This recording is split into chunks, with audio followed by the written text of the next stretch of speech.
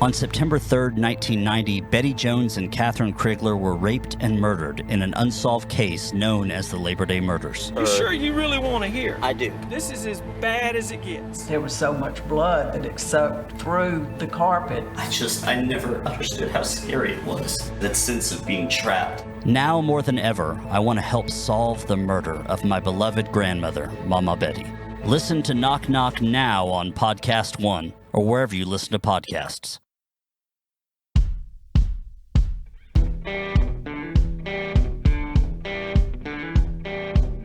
I'm Brett. And I'm Alice. And we are the Prosecutors.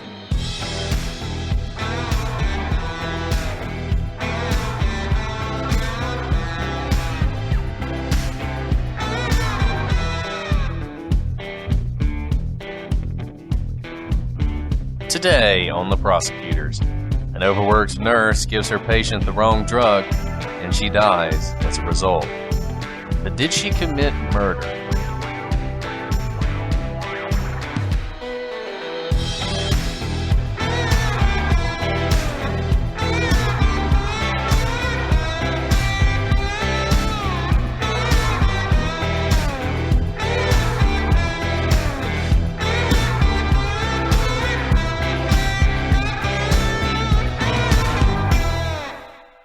Hello, everyone, and welcome to this episode of The Prosecutors. I'm Brett, and I'm joined, as always, by my late co-host, Alice. You know what? Someone wrote oh, it's so annoying. Alice has to respond to all of the descriptors. And I was like, do you not get that it's like a shtick? It's like, in theater, you do like the warm-ups, like me, brrr, watermelon, like because they're warm-ups to get into it. Well, Brett, we need to warm up before we actually talk to each other. And this is our warm up. It's like a soft volley, just get it over the net. And I have no idea what word you just said. So I deflected just now, if you can't tell. Alice, are you trying to say that I'm not being sincere when I call you these words? I'm not saying that is you're ridiculous. not. That is insulting. I mean, let's be honest. You're not being sincere because it's our wonderful listeners who feed you these words. They do.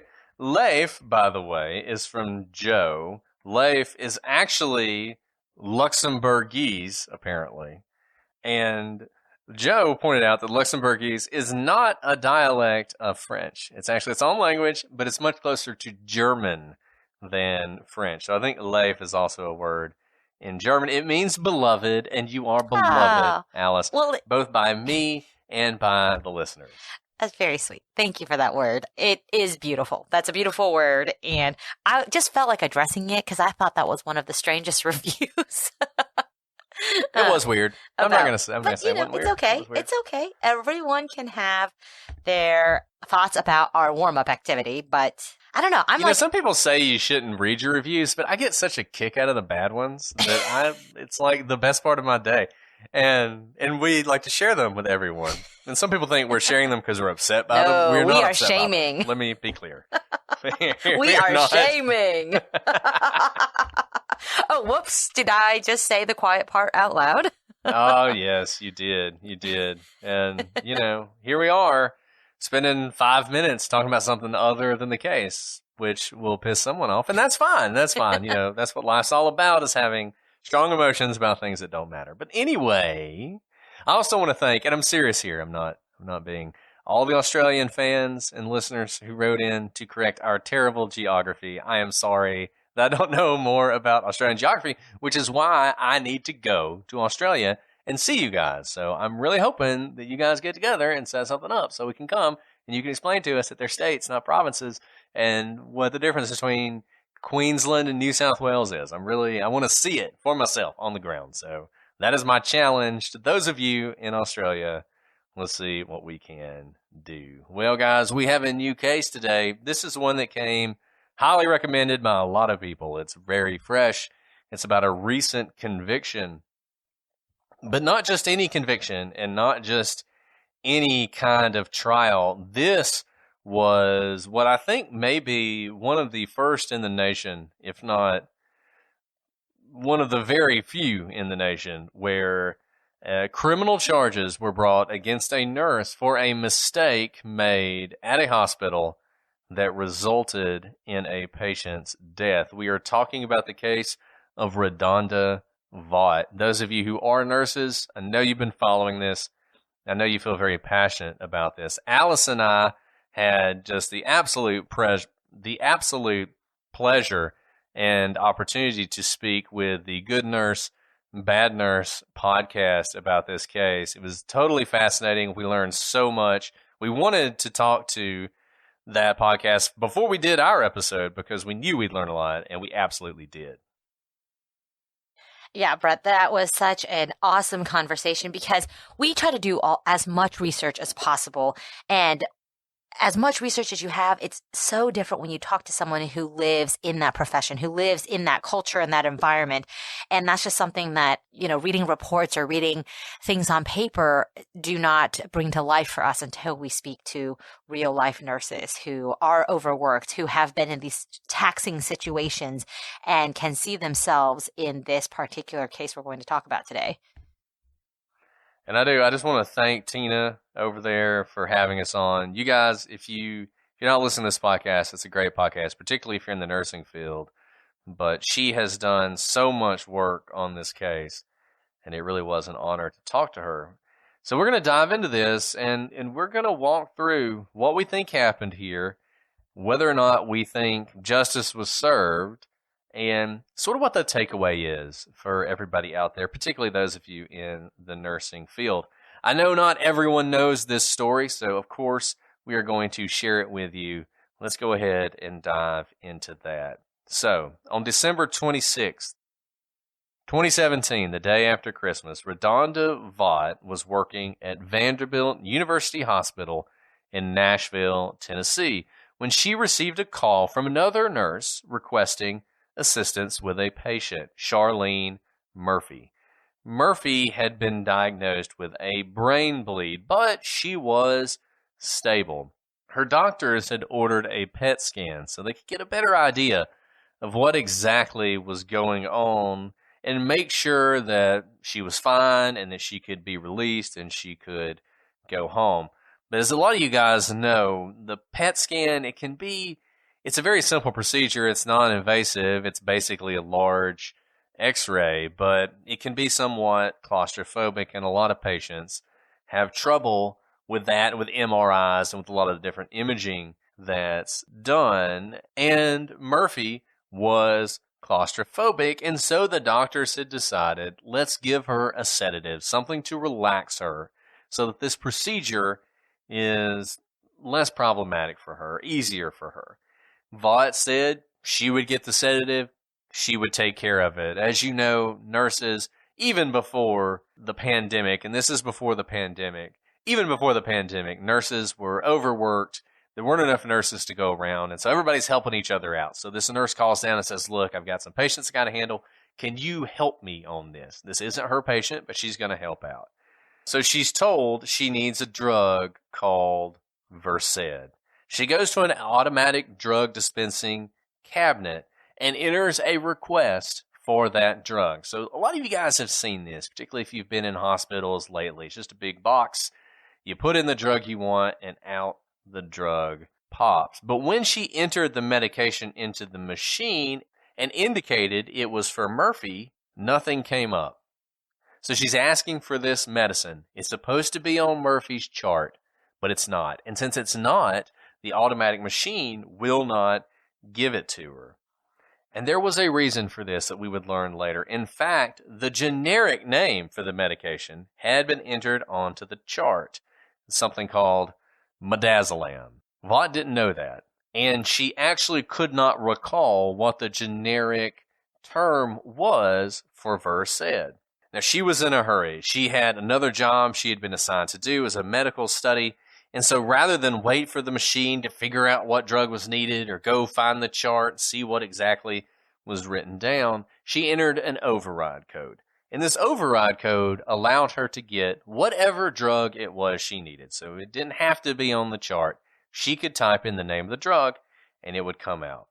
So she wants Versed, Versed. but she only gets through VE before a drug pops up. Without reading what it was, she hits the button to dispense the drug, and out it comes. Now, on top of it was a warning label, but Vaught didn't see that warning, nor did she read the label after she picked up the drug. She noticed it was a powder, which was unusual. Versed is a liquid. Vaught looked for somewhere on the bottle with instructions to reconstitute the powder into a liquid form. She did find those instructions, but she didn't notice the name of the drug that was written above it, nor did she notice the number of warnings about the drug. She didn't read those because she wasn't looking for warnings. Vaught did not have Versed. She had vecuronium, but she didn't realize that, not even as she was administering this drug to Murphy. Versed was meant to calm Murphy, as we said, for her PET scan. But vecuronium was a powerful paralytic and was not at all what Murphy should have received. After giving Murphy the drug, Vaught left. By that evening, Murphy, who was supposed to be released soon, was instead brain dead. She died the very next day. Vaught told police afterwards, "I probably just killed a patient." After an investigation, the Tennessee Medical Board stripped Vaught of her license. But that wasn't the end. The state of Tennessee charged her with reckless homicide, criminally negligent homicide, and gross neglect. After a jury trial, Vaught was convicted of those final two charges. Nurses around the country were outraged. Was Vaught a murderer, or was she a victim of a flawed system that overworked her and demanded far too much of her and other nurses? And like I said, if you're in the nursing profession, you have heard about this case. I have no doubt about it. And a lot of you have asked us questions about the legal procedures and what exactly this meant. So we watched a good bit of the trial. A lot of it is available on YouTube. We're going to walk through the entire case, but let me just say this as I start off. If you're interested in the tenor of the arguments and how the arguments were made and sort of the big picture, one thing you can always do, rather than sitting through all the witnesses and everything else, listen to the closing arguments. Closing arguments are really important because it is the job of the prosecution in closing argument to sort of lay out the evidence that's been presented, tie it all together, and explain how the evidence proves the elements of the charges against the person. So in a case like this, that is particularly valuable. And then you have the defense who comes up and makes their argument for why the prosecution has not made their case or why there's reasonable doubt. And you'll often have a really good idea of the defense's strategy. Remember, for the most part, the defense, all they're doing is asking questions of prosecution witnesses. And so you can get an idea of their argument, but it's really not until the end when they tie it all together that you know for sure. And then the prosecution, who always speaks last because it is their burden, they have a rebuttal where they can address the arguments made by the defense. We will put those three things on the website so you can watch them. From those, you can get to a lot of the witness testimony as well. So I recommend all of you who are really curious about this, check those arguments out because I think they'll help. Brett, I think you and I both know a thing or two about debt. Both of us went to law school, came out with a lot of debt, and really a personal loan could be your solution if you have any sort of debt. Loans usually come with fixed monthly payments and making them a simple way to pay off your credit cards. Plus, loans usually have lower interest rates than credit cards do, and Credit Karma can help you find the best option for you. Credit Karma uses your credit card data to find loan offers that are personalized to you, so you can have a better idea of what loan amount you can get approved for. You're so right, Alice. I graduated from law school 15 years ago and still dealing with those loans and the stress of it always hanging over you. If you want to get rid of that, Credit Karma can help. They can show you your chances of approval so you can choose between loan offers that you're more likely to get approved for and apply with more confidence. And the best part, comparing loan offers on Credit Karma is 100% free won't affect your credit scores, and can save you money. If you're ready to apply, head to creditkarma.com/loan offers to see personalized offers. That's creditkarma/loan offers to find the loan for you. You won't regret it. creditkarma.com/loan offers. Alice, I'm really excited to talk about one of the more unique sponsors we have on the show, The Jordan Harbinger Show. We have talked about this. It is a podcast you should definitely check out since you're a fan of high-quality, fascinating podcasts hosted by interesting people. This is a show that covers a wide range of topics through weekly interviews with heavy-hitting guest, and there are a ton of episodes you'll find interesting since you're a fan of this show. If you love true crime, check out the episode with Sammy the Bull Gravano and see how the mob really works, or listen to Amanda Knox tell her harrowing story of false accusation. There's an episode for everyone, no matter what you're into. The show covers stories like how a professional art forger somehow made millions of dollars while being chased by the feds and the mafia. Jordan's also done an episode all about birth control and how it can alter the partners we pick and how going on or off of the pill can change elements of our personalities. This podcast covers a lot, but one constant is Jordan's ability to pull useful pieces of advice from his guests. We really enjoyed this show, and we think you will as well. Search for The Jordan Harbinger Show. That's HARB as in boy, IN as in Nancy, GER on Apple Podcasts, Spotify, or wherever you listen to podcasts.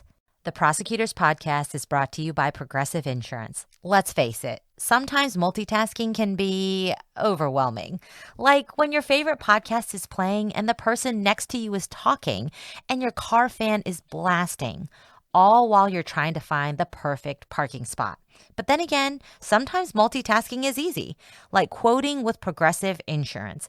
They do the hard work of comparing rates so you can find a great rate that works for you, even if it's not with them. Give their nifty comparison tool a try, and you might just find getting the rate and coverage you deserve is easy. All you need to do is visit Progressive's website to get a quote with all the coverages you want, like comprehensive and collision coverage or personal injury protection. Then you'll see Progressive's direct rate, and their tool will provide options from other companies all lined up and ready to compare, so it's simple to choose the rate and coverages you like. Press play on comparing auto rates. Quote at Progressive.com to join the over 27 million drivers who trust Progressive. Progressive Casualty Insurance Company and affiliates. Comparison rates not available in all states or situations. Prices vary based on how you buy. Alice, when I buy meat, I want it to be the highest quality available. It tastes better, you know it's more ethically raised, and it's sustainable. And that's where ButcherBox comes in. Meal prepping may be difficult, but ButcherBox makes it easy. ButcherBox is a subscription service that takes the guesswork out of finding high-quality meat. ButcherBox sources their meat from partners with the highest standards of quality. And I gotta tell you, I've got a butcher just down the road from me, and the steaks that I had from ButcherBox were just as good, if not better, and there was enough to feed my whole family. Brett, I know. My boys absolutely love steak and really any type of meat. And recently we had a pot roast made from ButcherBox meat, and they ate it all up. I had no leftovers, even though it was such a large portion. I loved the convenience of it getting delivered to my door, it being so affordable, and the quality being so high. Now, every month, ButcherBox ships and curates a selection of high-quality meats right to your home and free shipping for the continental U.S. That's no antibiotics or added hormones in the meats, and each box contains between 8 to 14 pounds of meat, depending on the box you choose. That's enough for 24 individual meals. So this is your chance to never have to shop for ground beef again. That's right. ButcherBox is giving new members free ground beef for life. So sign up at butcherbox.com/prosecute and get 2 pounds of ground beef free in every order for the life of your membership. Log on to butcherbox.com/prosecute to claim this deal. The way we want to start our discussion about this, though, is to talk about the charges. I think if we talk about the charges first and then get into some of the facts, it'll help frame our discussion and maybe give some clarity to people about what happened. Let's start with reckless homicide. This was the first charge that Vaught was charged with, and it was the one that she was acquitted of. So she is actually acquitted of this charge. Let me read you what reckless homicide is in Tennessee. The reckless killing of another. Reckless means that a person acts recklessly with respect to circumstances surrounding the conduct or the result of the conduct when the person is aware of but consciously disregards a substantial and unjustifiable risk that the circumstances exist or the result will occur. Now that may sound like legal gobbledygook, so let's just nail it down. Basically, it's when you act in a way where you disregard an obvious danger to another person. You know, sometimes this will be described as you're just callous, or you total disregard for human life. You do something that you just don't even care. You're not trying to hurt someone, but you don't care if someone gets hurt. We've talked about sort of firing a gun into a crowd. You're not trying to kill any particular person. Maybe you're not even trying to kill anybody, but you're doing something that is very dangerous, and you're doing it without any regard to the fact that someone may be harmed. I'm going to get into this a little bit more, but I note for you, the jury acquitted RaDonda of this charge. And I think the heart of this case is a simple question. If you kill someone and everyone agrees it was the result of a mistake, should you nevertheless be charged and convicted of that crime? I think the prosecution overcharged here. I think this reckless homicide charge was a reach. I don't think anybody really thinks that RaDonda Vaught intended for this to happen or even disregarded obvious danger in the way we were just discussing when this happened. What happened here is she made a mistake. And the question is she criminally liable for that mistake? And to me, the second charge, criminally negligent homicide, is really where the action's going to be as we walk through this case. So let me read that to you. Criminally negligent conduct is when a person ignores a known or obvious risk or disregards the life and safety of others. The harm itself is unintentional, but nevertheless is a result of conscious decisions of the person. So a common example of this is drunk driving. So you drink, you're not intending to hurt anyone, but despite the fact that you've had a lot to drink and you intentionally did that, and you know you did that, and you know you shouldn't be driving, you get in a car anyway, an accident occurs, and someone dies. Obviously, the drunk driver is not attempting to kill anyone, but he made the decision that resulted in death. So that's an example that often comes up. We're going to talk about whether that circumstance really fits with this case. But for now, keep that in the back of your mind. The third charge and the last charge, gross neglect. The person knowingly, other than by accidental means, grossly neglected an impaired adult if the abuse or neglect results in serious mental or physical harm. Neglect means the deprivation of services by a caretaker that were necessary to maintain the health or welfare of the adult.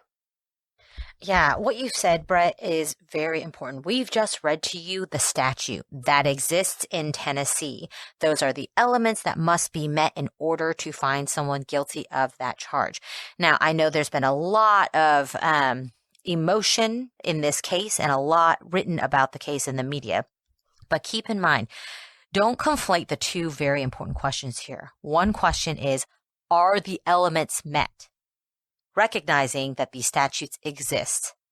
And a second question that I think in the media and kind of the response to this particular case has conflated is the kind of broader, more philosophical question, should these statutes, should these laws exist at all? And I guess to the heart of what Brett was saying is when someone dies and it was an accident, there was no intention to cause that death, should we be holding someone criminally liable?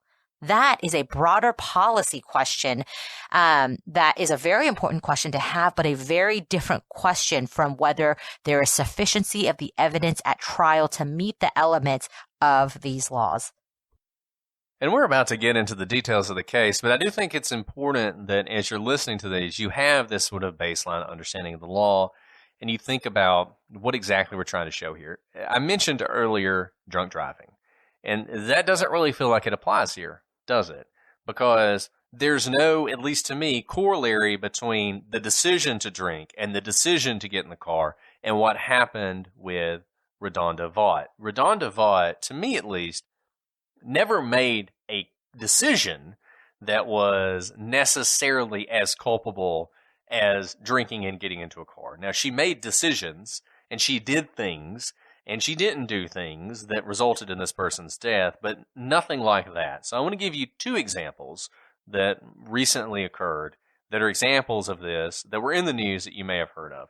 One of them involved a truck driver who they were driving down some really steep roadways. And if you guys have ever driven out west in the United States, you've seen these signs that warn truck drivers, check your brakes, that point out that there are these off-ramps that trucks can go down if they lose control.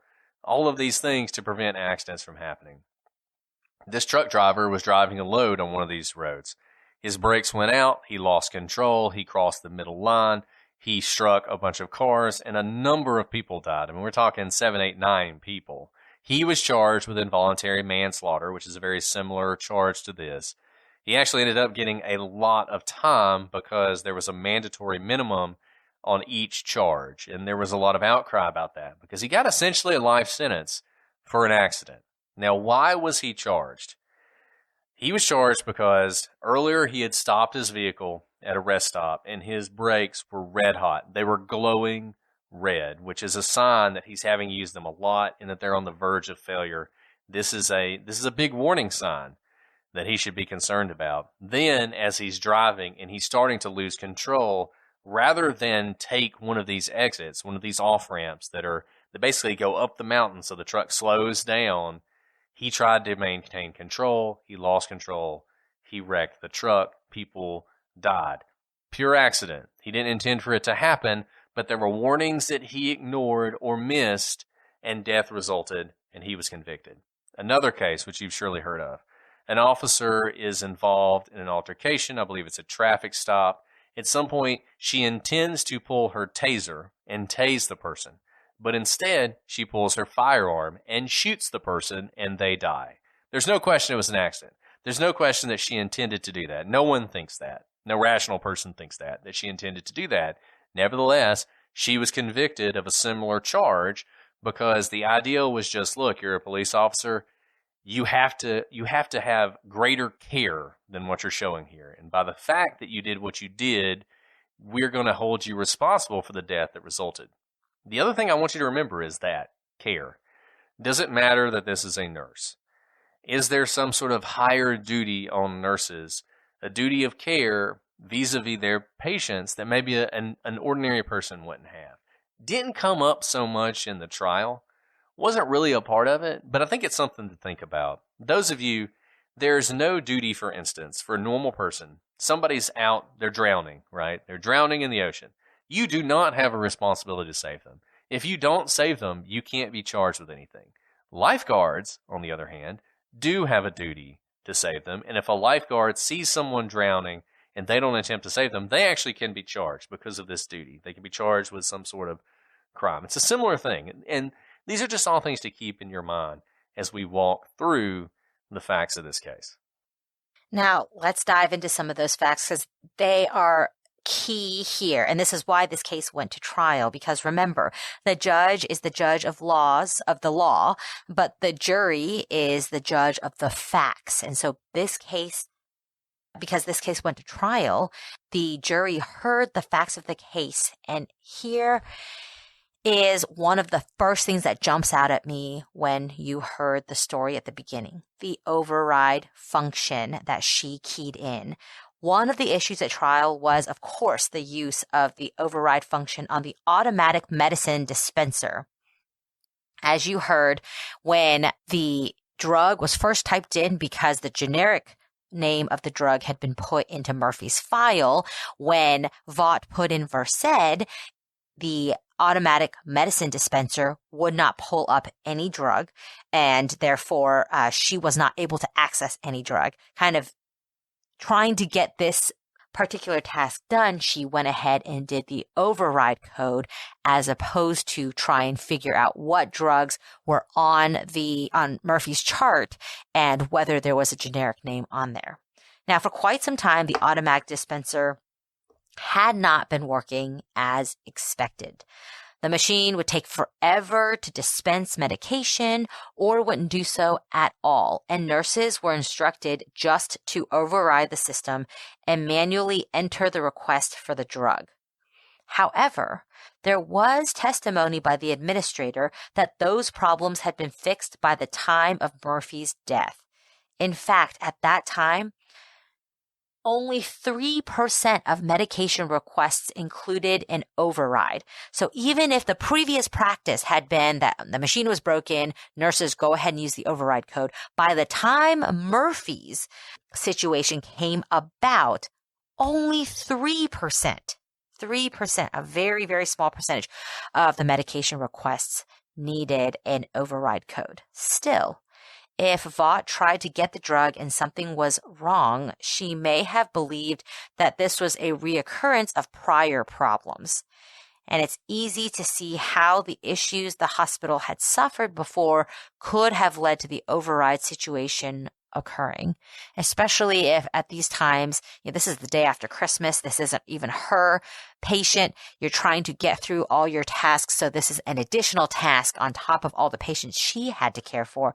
You can imagine that muscle memory may take over if for the past however many months you'd been using an override code, and more recently you no longer needed to, but when you see that there is no drug coming up, your muscle memory may kick in to do that override code. And this is sort of one example of something we talked about with the Good Nurse, Bad Nurse podcast. And that's, to what extent is the system responsible for what happened? And this, by the system, I just mean sort of the way Vanderbilt was running everything, nursing in general, and how just as part of the system, you almost become accustomed to doing things that seem problematic. So the automatic drug dispensing machine exists for a reason. I mean, there's a reason it exists. It's a protection. It's one of those things that's a protection. This way you make sure you're getting the drug you want, not just some random drug, but the drug you need that's been assigned to your patient. But here, they've been having all these problems, and it's not working, and they get email after email that's like, just override it, just override it. And you have this testimony where the administrator's like, well, yeah, but by that time, we were down to 3%. Well, yeah, but you've been hammering in people's heads, just override it. If you have a problem, just override it. So even if you know that the baseline problem has been fixed, she doesn't necessarily know that. And she's just doing what she always does. And not only what she always does, but what she's been conditioned to do by the hospital and by the system that she's working under. We know that Vaught actually got a drug to come out of the medicine dispenser, and it was the paralytic drug vecuronium. Now, because Vaught injected a paralyzer into Murphy and not a sedative, Murphy was not sedated as her body began to shut down. In fact, she would have been fully conscious until her depressed lung function eventually rendered her into a coma. In other words, this would have been incredibly painful. Because she was paralyzed, she would have been unable to say anything or give any signal to anyone about the problems she was suffering. She could hear and see, but she could not speak. I mean, this is really a devastating and horrible way for Murphy to go.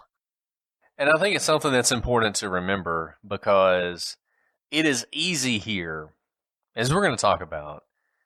RaDonda Vaught is a very sympathetic defendant for a lot of different reasons, not least of which that she has completely owned up to what she did. And we're going to talk about that in a second, just how much she's owned up to what she did. And it's easy to worry about her, and it's easy to worry about sort of the meta problem here and the consequences of this prosecution. But I think it's also important to remember Murphy. Murphy is the victim here, and she suffered. And I think everyone agrees that she suffered and that this was a really horrible way to go. And I think RaDonda Vaught would tell you that. And I think she would tell you that she's haunted by this, haunted by what happened. And I think it's important to remember that it's not just about the defendant. There is also a victim. And there is someone who paid for their life because of these mistakes that happened. Now, in a case like this, you're going to have experts because I don't know anything about nursing. I don't want to speak for Alice. She probably was a nurse at one point. I don't know anything about nursing, except for... Alice doesn't know anything about nursing either. Except for the nurses that have cared for me throughout my life, who are wonderful. And just to reiterate, and yes, and they are amazing. I mean, when my son was in the hospital, when he was in the NICU, just angels, right? I mean, just amazing people. I have nothing but respect for nurses, but I have no idea what you guys do. I don't understand what you do or how you do it or what you're doing, why you're doing all the things you're doing. It's a complete mystery to me. It's going to be a complete mystery to the average juror. I mean, this is one of the interesting things about the jury system. We love the jury system. It's the greatest thing in the world. But what you're doing is you're putting 12 people who don't know anything about anything on a jury where they're having to make decisions based on highly technical things. And so in a case like that, that's where experts can be really valuable. And as I've said on the Good Nurse, Bad Nurse podcast, just talking to her, Alice and I were learning things. I hope you guys will listen to that episode because I think it's a really great episode and a good companion to what we're doing here. And she was telling us some things and describing things and explaining things. And we'll talk about some of those as we walk through what the prosecution said, and maybe some of it doesn't hold up as much as it should. But you had these experts in this case. And there was a big question, one that the defense really focused on. And we've talked about this before. The defense has to make a decision. They have to decide, how are we going to defend this case? What are we going to say? What is our angle going to be? What is the story that we're going to tell? And I think the defense walked into this case and thought, at least on negligent homicide, we got a lot of problems because somebody died, and it's pretty easy to tie that death directly to the actions and the inactions of our client. So if we just try and fight on that battleground, we're probably going to lose. So they went for something else. They tried to raise some reasonable doubt about whether or not this action, whatever you think of it, no matter how negligent it might be, actually killed Murphy. Or if perhaps her death actually was a result of her injury and would have occurred anyway. And remember, they don't have to prove that. They don't have to prove that her death would have resulted from the brain bleed in any event. All they have to do is leave the jury with some reasonable doubt about whether or not this mistake is actually what caused the death. So the prosecution, they anticipate this. They know this is what's going to happen. And Brett, before you move into what the expert says, that is a very common and can be effective tactic for the defense attorney. I think the classic example, you can have is that two people were shooting guns in a room, right? There's a shootout or something. There's two people shooting and a bullet hits someone and it kills them. And the defense would argue that you don't know which bullet it is that killed them. So do you have beyond a reasonable doubt to know that it was the bullet that came from their client's gun that killed the defendant? Now, legally, that's actually, we can talk about that later, but you can see how you start spinning and making people think, oh, well, even if this drug could have killed them, maybe something else killed them in advance of Vaught's mistake. And that may seem like a technicality, but it's something we actually see as a pretty common defense strategy. Yeah, I mean, being able to walk into court and say to a jury in closing argument, everything the prosecution said is right. They got it all right. Everything they said is true. Guess what? It's not enough. Because they didn't prove X. Right? That way, you're not fighting the prosecution. You're not fighting the witnesses. You're not fighting their evidence. You're saying, yeah, all that's right. You don't have to worry about that. But what you have to decide is, did they prove this thing? And they didn't prove that thing, and therefore, our guy's acquitted. Right? I mean, that's a pretty powerful defense, and it's a really effective way to undermine what the prosecution is trying to do. And I'll give you an example of this. I mean, a lot of you guys are pretty familiar with the Casey Anthony case. And you have the prosecution who comes in and they have all this proof about, well, this was Casey Anthony. She knew that her daughter was killed and she knew her body was deposited here. And the defense gets up in opening arguments like, yep, she sure did. She died. This is how she died. This is when she died. This is what happened to her. And it sort of undermines everything the prosecution is trying to do because they're like, oh, wait, so you're not contesting any of that? And it shifts the battleground. And it shifts the battleground away from what the prosecution wants to focus on to what the defense wants to focus on. The prosecution wants to focus on the fact she got the wrong drug. She got the wrong drug and she gave the wrong drug to her patient. That's what you need to focus on. And the defense is like, yeah, she did. She shouldn't have done that. That was bad. But guess what? It didn't kill her, and since it didn't kill her, she's not guilty. So the prosecution, they sort of anticipate this. They call Chief Medical Examiner Fang Li, who testifies that Murphy died from the effects of this vecuronium. However, on cross-examination, he has to admit that because of the nature of the drug and how it interacts with the body, he can't actually measure the amount of the drug that's in Murphy's body. And this was a problem because a small dose of the drug would not have killed her. And so the defense, they call another medical expert, Dr. Eli Zimmerman. Now, he is a Vanderbilt neurologist, and he testifies that it was possible that Murphy did not die because of the vecuronium, or at least entirely because of it. He testifies that the brain injury that led her to being in the hospital was serious, and it was the kind of injury that could have caused her death. Now, it's been reported that Murphy was about to be released from the hospital. This is a little bit of indulgence by the newspaper. One thing I'll tell you guys, if you're relying on the popular press to tell you something about a legal case, they almost always get it wrong.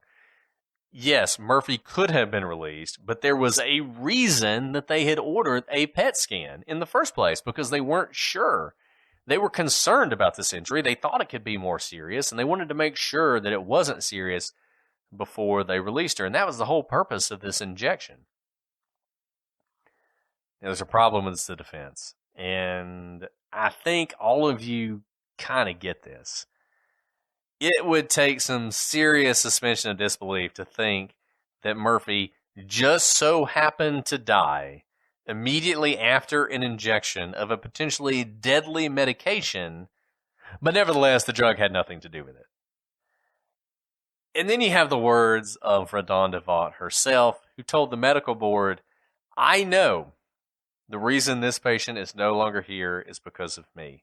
There won't ever be a day that goes by that I don't think about what I did. And I feel like this argument about how she died might be a pretty good example of the difference between any doubt and reasonable doubt. And we've brought this up before. What is the difference between having some doubt about someone's guilt and having reasonable doubt about their guilt? You might have some residual doubt about, well, it's possible. It's possible she just died of the brain bleed and it had nothing to do with the drug. I don't know that that's reasonable doubt. I don't know that it's reasonable to believe that she just so happened to die right after she was given a drug, but the drug didn't have anything to do with it. And I think that's sort of the problem the defense has here. Even to the extent they raise some doubt, I don't think it's a reasonable doubt. Yeah, and really what is so, heart-stopping is what you said last there, Brett, Vaught's own words. Now, in one sense, isn't this what we teach our children? Immediately confess and tell the whole truth of what you did. And those words 100% acknowledge her mistakes and accepts responsibility. But as we know now, the prosecution used many of Vaught's own words against her. In addition to what she said to the medical board, she also told law enforcement that she, quote, probably just killed a patient. And this was soon after she had injected Murphy with the vecuronium. In fact, much of her statements to the medical board were used against her. For instance, she told the medical board that she was, quote, complacent and, quote, distracted. She admitted that she did not double check the medication, even though she had multiple opportunities to do so. And she said the death was, quote, completely my fault. Now, the fact that so much of what she told the medical board was used against her has raised concerns among the medical community, understandably. This is because the medical field is run by people, and people are not perfect. Mistakes happen. Mistakes happen at hospitals, and they happen in the medical field somewhat regularly. In fact, according to a 2016 study done by Johns Hopkins University, medical errors are the third leading cause of death in the United States, with more than 250,000 people dying every year as a result of medical errors. That's 10% of all deaths every year. So to give you some idea of how many people that is, the second leading cause of death, cancer, kills 500,000 people. The fourth is respiratory disease, and that kills 150,000 people a year.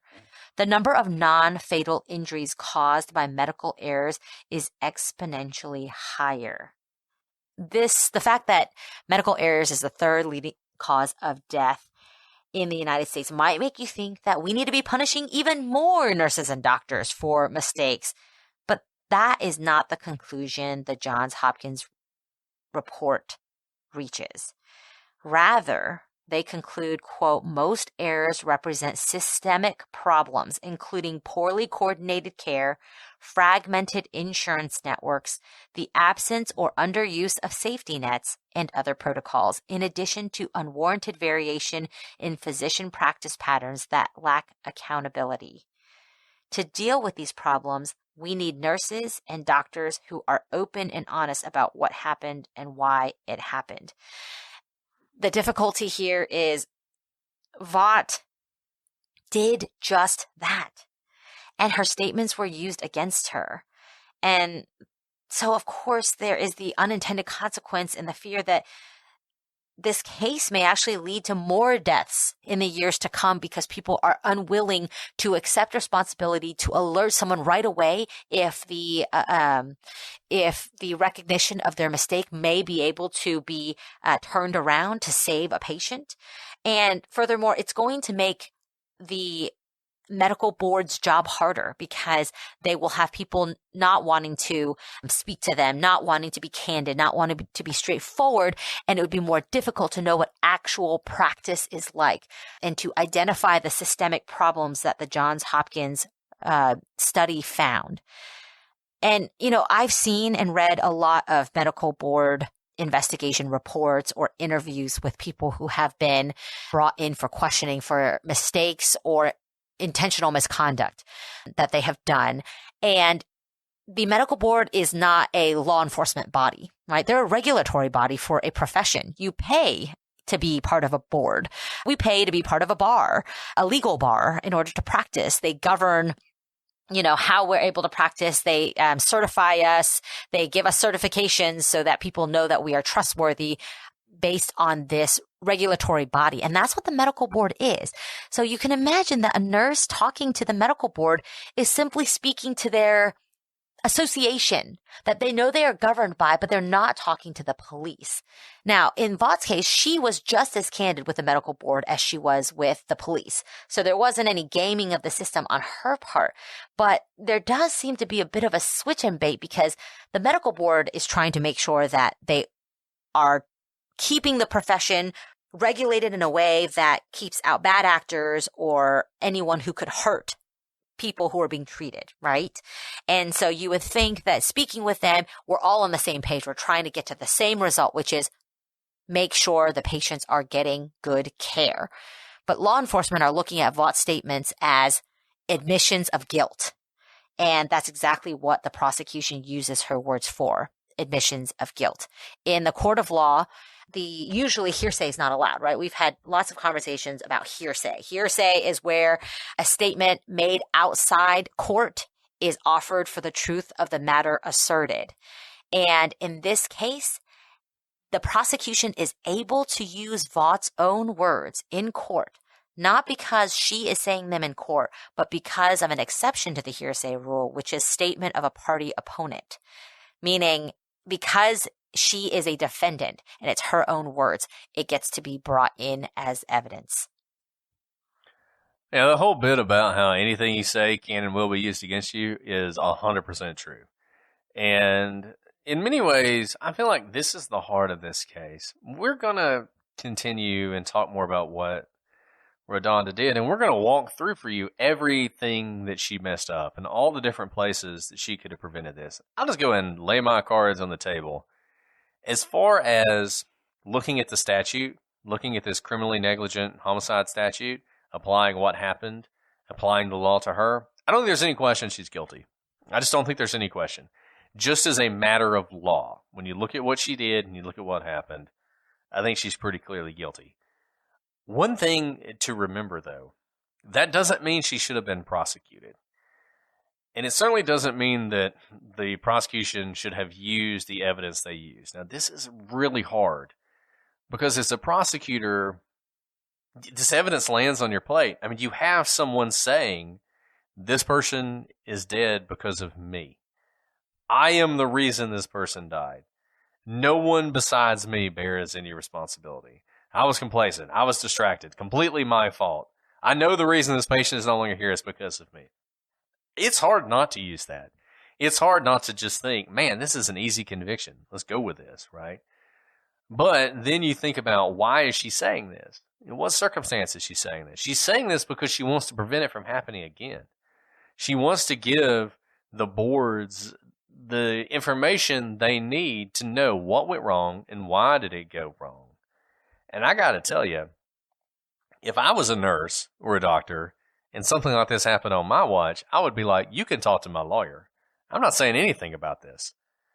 Because now that all of those things can be used against you and will be used against you in a court of law, my interest in preventing this from happening again is high. My interest in not going to jail is higher. And I think that sets up some really terrible incentives and makes the situation much more dangerous. Remember, why do we prosecute these cases? You know, we prosecute cases for a bunch of different reasons. I mean, one of them is to punish people. You know, one of them is you have some bad people. We forget this sometimes. And this kind of bothers me. People act like the only reason we put people in jail is for rehabilitation. No, that is not right. We put people in jail to punish them. If you do something horrible to someone, you need to go to jail because you need to be punished. And if you're rehabilitated, that's icing on the cake. I'm not really worried about you. I'm worried about giving justice to the victim, right? That is a very different kind of crime than what we have here. That is a crime where the person intentionally does something and they do it with a mens rea of, I'm going to hurt somebody. Right? I mean, think of a murderer, think of a rapist, think of somebody who beats someone, anything like that. This is very different. We do not punish these crimes because the person is guilty in a way that must be punished. This is really about deterrence, which is another one of the reasons we punish people. This negligent homicide stuff, we really want to stop people from doing these things. All of us speed. All of us text while we're driving. All of us do these things that are inherently dangerous, and it's just by the grace of God that we haven't been in an accident that resulted in someone's death. But if we had been, we would be punished. And the reason we're punished is we're trying to prevent everyone else from doing that. We're trying to say, put down the phone, don't speed, be a responsible driver. Yes, this was an accident. That person shouldn't have been doing that. They obviously didn't intend to hurt anybody, but we have to stop this from happening. So it's all about preventing future harm. The problem here is by prosecuting this woman in the way she was prosecuted, we're actually almost ensuring future harm will happen because we're not going to have the feedback that we need. And I think that is, it's an issue that's almost bigger than the law. It's hard to expect a local prosecutor to take all that into account when they have a dead person on their hands and they have these kind of statements. But I almost feel like you have to. Because the danger from pursuing this prosecution is awfully great. Well, we're getting to the philosophical arguments already before we even get to the results of the trial. But you're so right, Brett. I've already used the term unintended consequences, but in a case like this, you as the prosecutor really have to step back from your studying of the notes and the drugs and the interaction of the drugs and step back for a second and see what is the effect on society, because you've got to know bringing a case like this is going to just shake the earth beneath your feet. And it, in fact, did. I'm not sure that they quite realized what type of a response it would get, because, this happened. Murphy died before the pandemic. And this case went to trial in the midst of the pandemic when there was everyone knew that the pandemic was putting immense strains on the hospital system, right? We knew that we were told, stay at home so you can flatten the curve so as not to overwhelm the hospital system, the medical staff, the medical devices. And there was words, every day in the news at this time about nurses and doctors having to come to work sick back when we didn't know really the effect of what COVID did to the body. They were these martyrs going into an unknown situation, trying to wear the best PPE, best protection that they could possibly have, but not knowing if it would be enough to protect them from a virus that was still largely unknown, but seemingly very dangerous and very transmissible. And there was a huge outpouring, rightfully so, for the medical community for taking care of us while everyone was holding away, trying to stay away from the virus. They were, charging straight into the fire, so to speak, each and every day to take care of us. And there had been, I don't think that you can't plan when your cases go to trial, so to speak, when you go to indict them, but it was the perfect storm to have the conversation that Brett has just started with the charging of Vaught and her going to trial in the midst of a pandemic where our medical community has come under immense stress and also immense support from people who have seen how stretched they are during this time, and also a devastating time when people are fleeing from the medical profession because of not only issues with danger, with strained resources, with a tense environment, being overworked, but also with the way insurance is working. I don't know enough about insurance, but I understand that it has changed the way that hospitals and providers are reimbursed, and that has driven a lot of people away from even wanting to take on the debt to go to school to become nurses and doctors and other practitioners, because they are unsure whether they can ultimately pay off their debts. All of this is coming together during Vaught's trial, and it brings up such interesting and important discussions that we as a country and a society have to face. We're just getting started, Brett, but we should probably let these people go for now.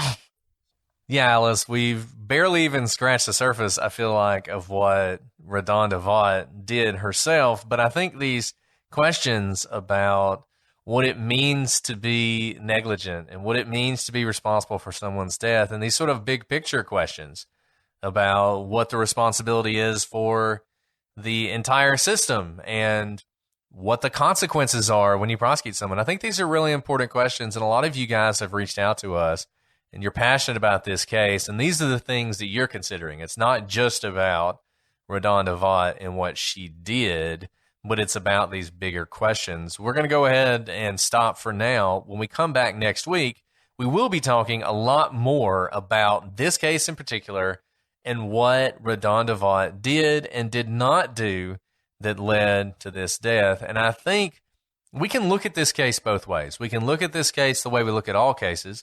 It's just a criminal case with someone who's been accused of a crime, and there are elements to the crime to meet, and there's evidence about whether or not those elements are met, and there was a trial, and there was a jury decision, and all those things. We can think about it that way, but we can also think about these big questions. I know there's going to be a lot of discussion and talk about this on the gallery and in other places. I look forward to that.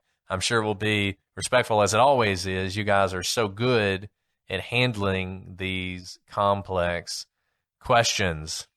As always, you guys can find us at Prosecutors Pod on Twitter, Facebook, Instagram, all the social medias. Shoot us an email, prosecutorspod@gmail.com. Check out our website, prosecutorspodcast.com, where we have a lot of different documents and links where you can watch some of the things we talked about, including some of the video from the trial itself, if you're interested in looking into that.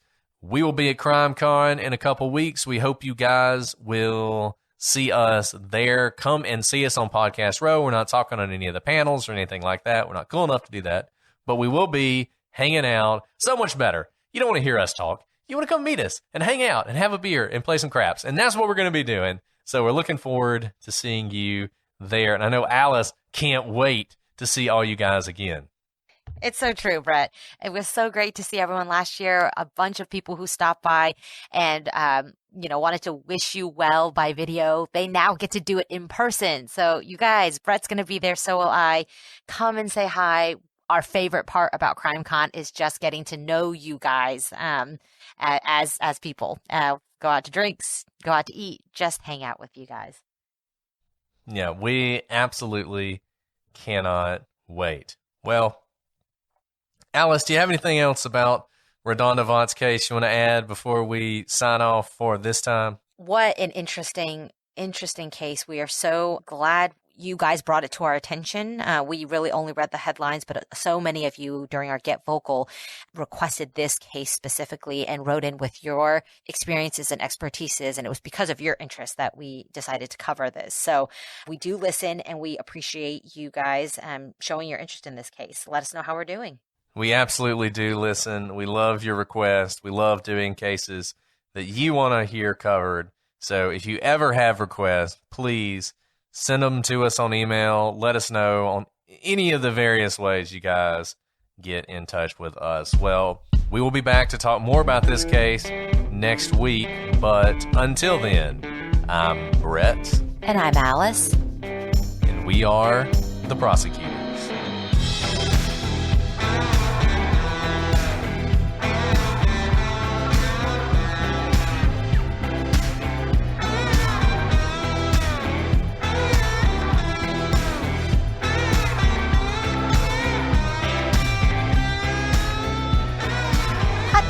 See that that review that said you giggle too much? Oh, so nice. Also, how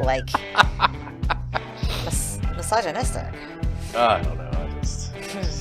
I don't know. I'm gonna giggle. I won't. Lady Vanishes gave us a nice shout out. Did they? I did not.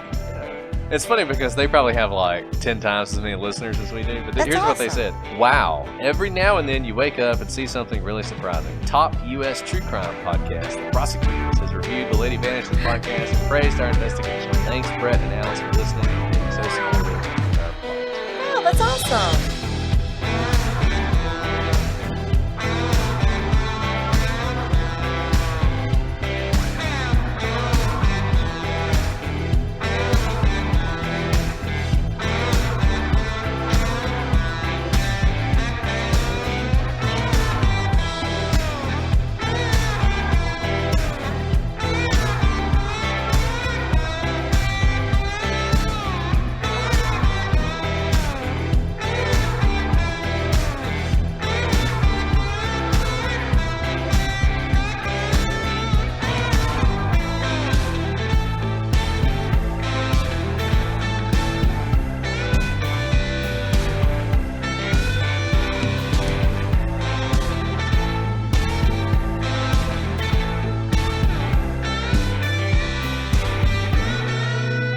Top U.S. true crime. Top. I don't know. If she thinks we're top, then we're top. Then we're clearly top.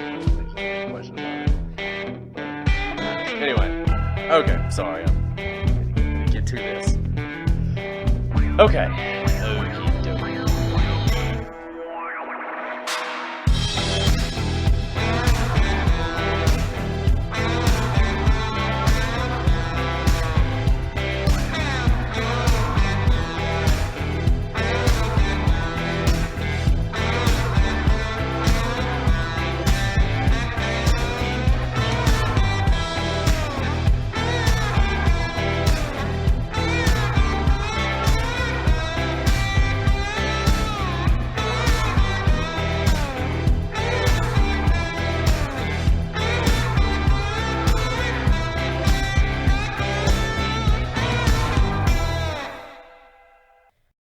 The Prosecutors Podcast is brought to you by Progressive.